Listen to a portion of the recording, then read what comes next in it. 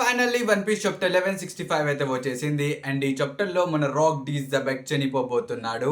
ఈ చాప్టర్ లో మనం ఒక సాడ్ ఎండింగ్ ని ఎలాగో చూడబోతున్నాం. పైగా అసలు ఈమోసమాతో ఫైట్ చేసిన తర్వాత మన గార్ప్ ఎందుకు నావీని వదలలేదు, దీని యొక్క రీజన్ కూడా మనకి తెలిసింది. ట్రస్ట్ మీ గైస్, ఈ చాప్టర్ చాలా అంటే చాలా బాగుండబోతుంది. సో ఇంకేం నేర్చుకున్న లెస్ వీడియో, కానీ అంతకన్నా ముందు మీ మన ఛానల్ ని ఇప్పటివరకు సబ్స్క్రైబ్ చేసుకోకపోతే గైస్ వెంటనే వెళ్ళి సబ్స్క్రైబ్ చేసేయండి. ఒకవేళ ఆల్రెడీ సబ్స్క్రైబ్ చేస్తుంటే అరిగాతో ఇంకేం నేర్చుకున్నా let's start this video. One Piece chapter 1165 యొక్క పేరు వచ్చేసి ఎకో. ఈ చాప్టర్ యొక్క కవర్ ప్యానల్ లో మీరు మన జ్యూస్ ఇంకా లాని చూసుకోవచ్చు. వీళ్ళు హ్యాపీ స్లీప్ వేసారు ఇక్కడ. సో ప్రీవియస్ చాప్టర్ ఎక్కడైతే ఎండ్ అయిందో ఈ చాప్టర్ కూడా అక్కడి నుంచి స్టార్ట్ అయింది. మన గార్ప్ ఇంకా రాజర్ అసలు మన జెబెక్ అలా మాట్లాడడం చూసి వీళ్ళు షాక్ అయిపోతారు. ఎందుకంటే వీళ్ళ యొక్క మైండ్ లో మన జెబెక్ చెప్తున్నాడు ప్లీజ్ నన్ను చంపేయండి అని చెప్పి, కానీ ముందు తను చేస్తున్న యాక్షన్స్ కి ఇంకా తను చెప్తున్న మాటలకి అసలు సింకే అవ్వట్లేదు. కానీ మన జెబెక్ వీళ్ళ మీదకి అటాక్ చేయడానికి వచ్చినప్పుడు మన రాజర్ తన కత్తితో జెబెక్ యొక్క అటాక్ ని ఆపేస్తాడు. ఇంకా మన గార్ప్ వెంటనే గాల్లోకి ఎగిరి జెబెక్ యొక్క ముక్కు మీద పంచి కొడతాడు అనమాట. ఇక్కడ ఇంపాక్ట్ చాలా పెద్దగా ఉండిద్ది. జెబెక్ యొక్క ముక్కు కూడా ఇరిగిపోయింది, కానీ మన జెబెక్ మాత్రం ఎంకల్కి వెళ్ళాడు. బట్ మన జెబెక్ తిరిగి వీళ్ళ మీదకి ఒక అటాక్ చేస్తాడు అనమాట. తన కత్తితో ఒక్క స్వింగ్ వేస్తాడు, అంతే. మన గార్ప్ అండ్ రాజర్ లిటరలీ వాళ్ళు ఎగిరిపోతారు బ్రో. ఈ ప్యానల్ లో మీరు చూసుకోవచ్చు. This is crazy. అసలు ఈ ఫైట్ లో ఎంత కాంక్రర్ సాకి రిలీజ్ అయిందంటే లిటరలీ పైన స్కై స్ప్లిట్ అయిపోయింది. అది చూసి ఆ ఐలాండ్ లో ఉన్న ప్రతి ఒక్కళ్ళు భయపడిపోతారు అనమాట. ఇక్కడ మనం రాక్ పైరట్స్ ని కూడా చూసుకోవచ్చు. వాళ్ళు ఈ ఐలాండ్ నుంచి పారిపోతున్నారు. ఇక్కడ మన సిల్వర్ ఎక్స్ చెప్తాడు మనం వెంటనే ఒక షిప్ ని పట్టుకోవాలి, ఇంక ఈ ఐలాండ్ నుంచి పారిపోవాలి అని చెప్పి తను అంటాడు. అది విని ఎంకల్ ఉన్న పైరట్స్ చెప్తాడు అదేంటి మనకు ఆల్రెడీ షిప్ ఉంది కదా రాక్ షిప్, సో పదండి అక్కడికి వెళ్దామని చెప్పి తను అంటాడు. కానీ ఎంకల్ నుంచి మన షికి చెప్తాడు ఇక నుంచి రాక్ పైరట్స్ అనేది ఒక హిస్టరీ, ఇంకా వాళ్ళకి మనకి సంబంధం లేదు అని చెప్పి తను నవ్వుతూ ఉంటాడు. ఇంకా దీంతో మనకైతే క్లారిటీ వచ్చేసింది. ప్రస్తుతం మన రాక్ పైరట్స్ కి అర్థమైపోయింది అనమాట వీళ్ళు మన రాక్స్ ని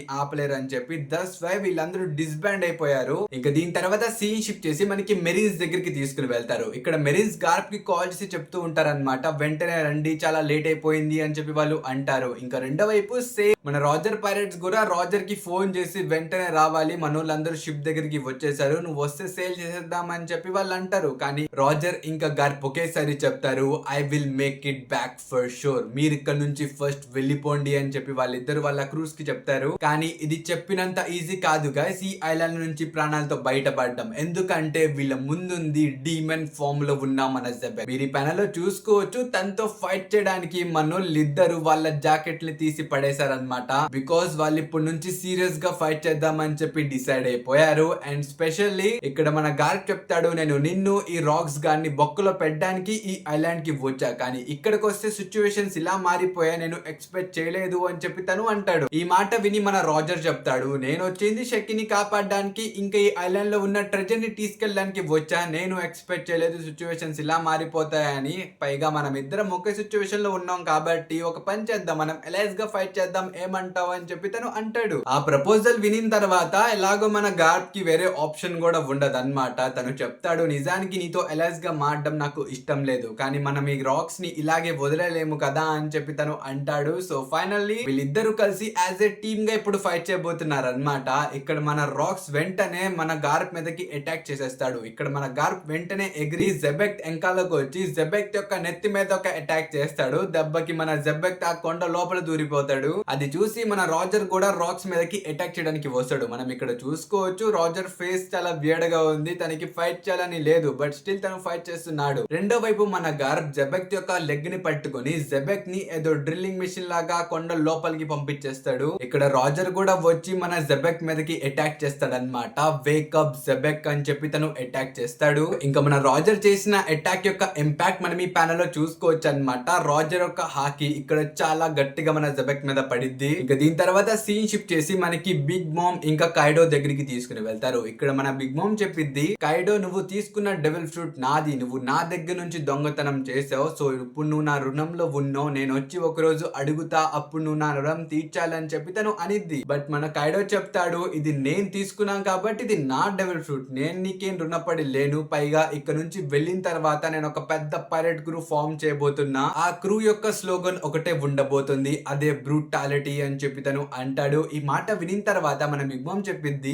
డెవిల్ ఫ్రూట్ తినిన తర్వాత నీకు బాగా కొమ్ములు వచ్చారా, కానీ నువ్వు నన్ను ఎప్పుడు బీట్ చేయలేవు అని చెప్పి తను అనిద్ది. ఈ ప్యానల్ దానిలో మనం ట్రూస్ అన్ని కూడా చూసుకోవచ్చు. తను లిల్లెండ్ కి చెప్తాడు అనమాట, మనకి టైం అయింది, మనం ఇక్కడ నుంచి వెళ్ళిపోవాలి, తొందరగా ట్రెజర్స్ తీసుకొని పద అని చెప్పి తను అంటాడు. ఇక్కడ వెళ్తూ వెళ్తూ మన బిగ్ మామ్ చెప్పిద్ది, నేను ఇంకా డెవిల్ ఫ్రూట్ గురించి మర్చిపోలేదు, నువ్వు నాకు ఏదైతే ఇవ్వాలో ఒక రోజు వచ్చి నేను దాన్ని తీసుకుంటానని చెప్పి తను అనిద్ది. ఆ మాట విని మన కైడో చెప్తాడు, ఆ టైం వచ్చినప్పుడు నేనే నిన్ను క్రష్ చేసేస్తానని చెప్పి తను అంటాడు. ఇంకా దీని తర్వాత సీన్ షిఫ్ట్ చేసి మనకి గార్ప్, రాజర్ ఇంకా జబెత్ యొక్క సిచ్యువేషన్ ని చూపిస్తారు. ప్రస్తుతం మన జబెత్ వీళ్ళిద్దరిని కుమ్మి పడేస్తున్నాడు.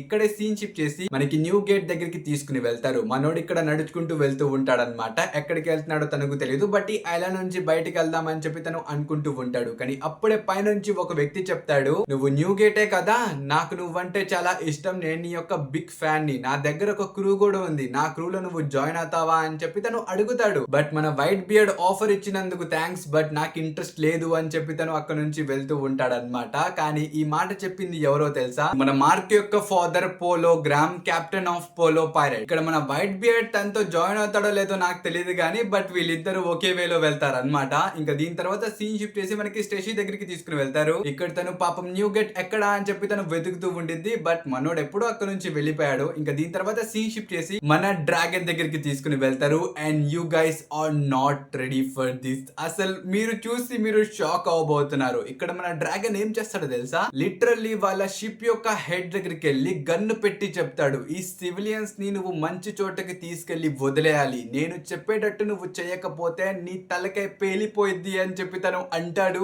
అసలు నేనైతే ఎక్స్పెక్టెడ్ చేయలేదు మన డ్రాగన్ యొక్క క్యారెక్టర్ డెవలప్మెంట్ ఈ రేంజ్ లో అయిద్దని. అసలు ఈ ఆర్క్ స్టార్టింగ్ లో మనోడు జస్ట్ ఒక నార్మల్ పిల్లగాడు లెక్క ఉన్నాడు, కానీ ఇప్పుడు కొంతమంది సివిలియన్స్ యొక్క ప్రాణాలను కాపాడడానికి వాళ్ళ సుపీరియర్ హెడ్ మీదే మనోడు గన్ను పెట్టాడు. లిటరల్లీ ఒక 5 చాప్టర్స్ లో మన డ్రాగన్ యొక్క లైఫ్ మొత్తం మారిపోయింది. ఇంకా దీని తర్వాత సీన్ షిఫ్ట్ చేసి మనకు ఒక షిప్ దగ్గరికి తీసుకెళ్తారు. ఇది CP9 యొక్క షిప్ అన్నమాట. దీని లోపల మన ఈము ఉండిద్ది. అంటే మన ఈము ఆల్రెడీ ఆ ఐలాండ్ నుంచి ఎస్కేప్ చేసింది, తను సాటర్న్ బాడీ లోపల ఉండిద్ది. ఇంకా మన ఈము చెప్పిద్ది, ఈ ఐలాండ్ ని మనం హిస్టరీలో నుంచే చెరిపేయాలి. ఈ ఐలాండ్ లో హంటింగ్ గేమ్స్ అయ్యాయి, ఇలా మనుషులు చనిపోయారు, ఎంతమంది చనిపోయారు, ఎంతమంది ఉండేవాళ్ళు, ఇదేమి హిస్టరీలో కనపడకూడదు. ఆఖరికి ఈ జెబెక్ట్ అనే వ్యక్తి ఈ ఐలాండ్ లో చనిపోయాడు, ఈ విషయం కూడా ఎవ్వరికి తెలియకూడదు, ఈ ఐలాండ్ ని హిస్టరీలో నుంచి డిలీట్ చేసేయండి అని చెప్పి తను ఆర్డర్స్ ఇచ్చింది. దాంతో మన మెరీన్స్ ఆ మ్యాప్ లో నుంచి ఆ ఐలాండ్ యొక్క నేమ్ ని తీసేస్తారు. ఇంకా హిస్టరీ బుక్స్ లో నుంచి కూడా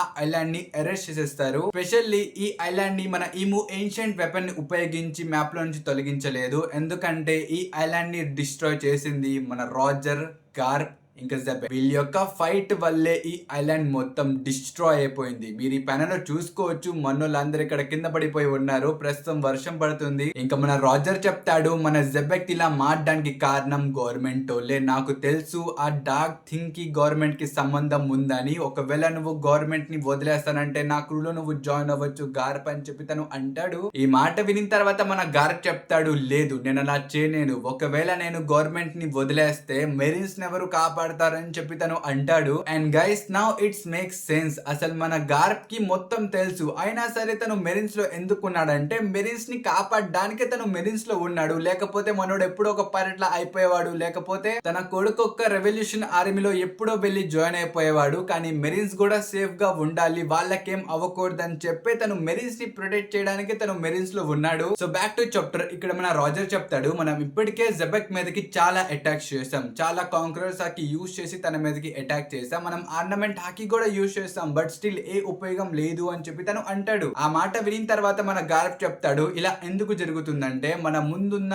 ఆ జెబెక్ దగ్గర కూడా కాంక్రర్స్ హాకీ ఉంది, సో దట్స్ వై మనం మన కాంక్రర్స్ హాకీ తన మీదకి ఉపయోగిస్తుంటే అది న్యూట్రల్ అయిపోతుంది, తన మీద అంత ఇంపాక్ట్ చూపించట్లేదు అని చెప్పి ఇక్కడ మన గార్ప్ అంటాడు. ఈ మాట వినిన తర్వాత మన రాజర్ చెప్తాడు, అయితే ఒక పని చేద్దాం, మన రెండు పవర్ఫుల్ అటాక్స్ కలిపి మనం ఒకేసారి యూజ్ చేద్దాం, అది డెఫినెట్లీ వర్క్ అయ్యిద్ది అని చెప్పి తను అంటాడు. కానీ ప్లాన్ కి ఒక పెద్ద డిసడ్వాంటేజ్ కూడా ఉంది, అంటే వీళ్ళిద్దరు వాళ్ళ పూర్తి కాంక్రర్స్ హాకీ ఉపయోగించి ఒక పవర్ఫుల్ అటాక్ చేద్దామని అనుకుంటున్నారు కదా, కానీ ఆ అటాక్ చేసిన తర్వాత కూడా మన జెబెక్ కి ఏం కాకపోతే అప్పుడు వీళ్ళిద్దరికి బ్యాండ్ పడిపోయింది, ఎందుకంటే అప్పుడు వీళ్ళిద్దరు కదిలే పొజిషన్ లో ఉండరు, బట్ స్టిల్ వీళ్ళిద్దరు ఆ రిస్క్ తీసుకోవడానికి సిద్ధమవుతారు అన్నమాట. వీళ్ళిద్దరు వాళ్ళ పవర్ఫుల్ అటాక్ చేయడానికి రెడీ అవుతారు. బట్ ముందు చూస్తే మన జెబెక్ ఏడుస్తూనే ఉంటాడు. అసలు ఆ కళ్ళని చూసి మన గార్ప్ చెప్తాడు, ఐ నో జెబెక్, కానీ నీకు అసలు ఏమైంది, నువ్వు ఎందుకు ఇలా మారిపోయావో అది నాకు తెలియదు, కానీ నీ యొక్క ఫ్రస్ట్రేషన్ ని నేను అర్థం చేసుకోగలను అని చెప్పి తను అంటాడు. ఇంకా రెండో వైపు మనం రాజర్ ని కూడా చూసుకోవచ్చు. తను కూడా ఇక్కడ తన చేతులు అడ్డు పెట్టుకుని ఏడుస్తూ ఉంటాడు. ఇక్కడ మనోడు చాలా ట్రై చేశాడు అనమాట, తన రైవల్ ని మళ్ళీ తను కాన్షియస్ లోకి తీసుకోవడానికి తను చాలా ట్రై చేశాడు. బట్ అదేమి వర్కౌట్ అవ్వలేదు.